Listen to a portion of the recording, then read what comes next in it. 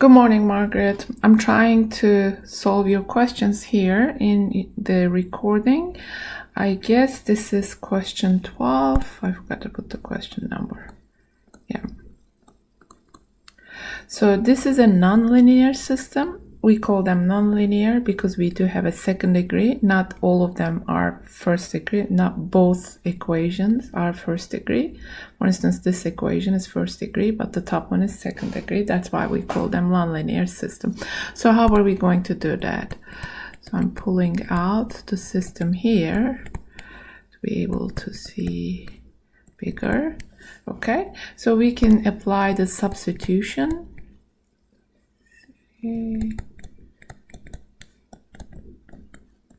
Technique, right, for this equation.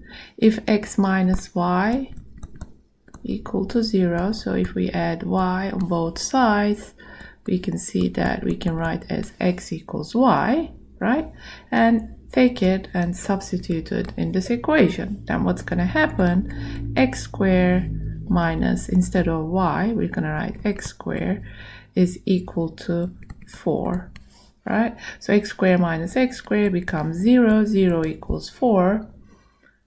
Well, 0 will never be equal to 4. Then we're going to write down no solution. Okay, so this is for question number 12. All right, now we're going to look at question 16 as you have requested. So we will be doing fraction decomposition, partial fraction decomposition here. So we are going to write down x squared minus 5.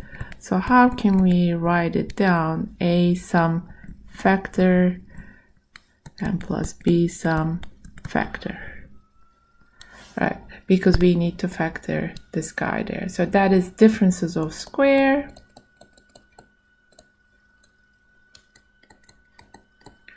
right? So x squared minus 25 can be written as x plus 5 times x minus 5. Once with the plus, once with the minus.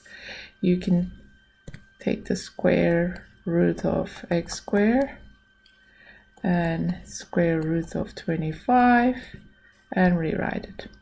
So then 3x over x plus 5 times x minus 5 will become a over x plus 5 plus b over x minus 5. All right, then I need to multiply this portion with x. Used to work. Okay, x minus 5. This one with x plus 5. Whatever is missing here, which is its neighbor, that's what I'm multiplying with. And then I rewrite a times x minus 5 on top, b times x plus 5 all over x plus 5 and x minus 5. Alright, so it should be equal to the other side, which is that.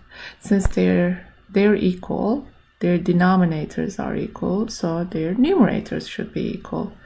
Then we can write here 3x will be equal to ax minus, meanwhile we're distributing that up, opening that up, ax minus 5a plus bx plus 5b. And then rearrange the terms there, ax plus bx plus 5b minus 5a. So this is an important step also, rearrange the terms. It should be equal to 3x. So take them into x parentheses, a plus b and 5b minus 5a. Now, this is the step that we think and conclude the resemblance. Okay. So what does that mean? I have an x term there, and I have an x term there. I have some constant there, but I have no constant here. All right. So no constant means that 5b minus 5a is equal to 0. So 5b equals 5a, b equals a. Alright, this is step 1. Also, it means that a plus b should be equal to 3. Right? So if a plus b is equal to 3, then 2a will be equal to 3, because I'm using this relation. Okay, let me rewrite it this way. A plus a is equal to 3. 2a is equal to 3. So a will be equal to 3 over 2. Alright, then b will be equal to 3 over 2 also, right? From here. Then we're going to write that down.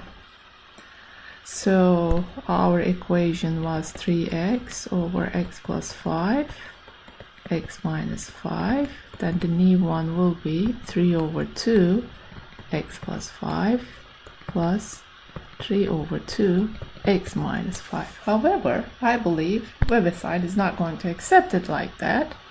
So 3 over, you bring that 2 here, 2 times x plus 5, plus 3 over 2 times x minus 5.